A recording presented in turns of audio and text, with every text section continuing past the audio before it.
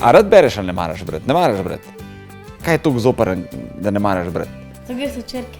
Ker so črke in gre zelo počasa, ne? Preber to, pa to stran, na glas. Na gozdnatem. Marco je rezal. Zdaj te bom jaz par stvari vprašal. Se pravi, in kako je bilo ime čarovniku, ko so ga hoteli zrušiti? Kako? Malvel.